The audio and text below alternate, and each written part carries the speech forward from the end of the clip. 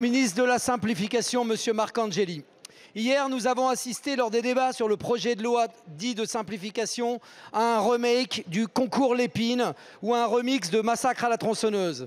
Rapporteurs, gouvernement, mais encore plus, députés de droite et d'extrême droite ont rivalisé de créativité dans la course à la suppression d'organismes et de conseils consultatifs. Avec ce texte fourre-tout, vous avez ouvert les vannes, offert un blanc-seing à la surenchère et rendu hier des avis de sagesse sur certaines suppressions, avis assez peu sages finalement. Parfois à l'aveugle, parfois à dessein, quand a priori il s'agit de se débarrasser de conseils en matière de droit du travail ou d'écologie. Chacun y allait de sa petite mesure de suppression dans un ensemble qui manque de sérieux, de méthode et de préparation. On a assisté à des séquences un peu folles. On n'a pas trouvé de compte-rendu sur le site internet où ils ne répondent pas au téléphone. L'organisme ne se réunit pas, on supprime.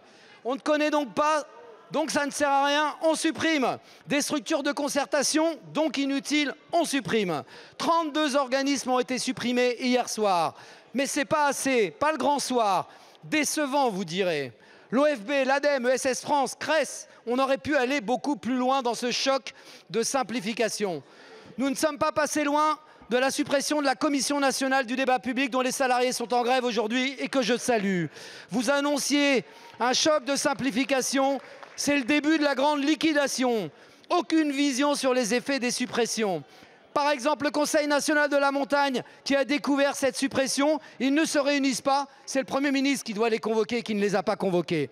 Finalement, ces suppressions ouvrent le champ à des attaques contre la démocratie et l'état de droit. La trumpisation est en marche ici. Monsieur le ministre, n'y a-t-il pas un intérêt public majeur, cette fameuse notion que vous utilisez pour justifier tous les contournements de nos protections, à préserver la concertation et la démocratie? Allez-vous laisser faire? Jusqu'où irons-nous dans ces démantèlements? Merci, monsieur le député. La parole est à monsieur Laurent Marcangeli, ministre de l'Action publique.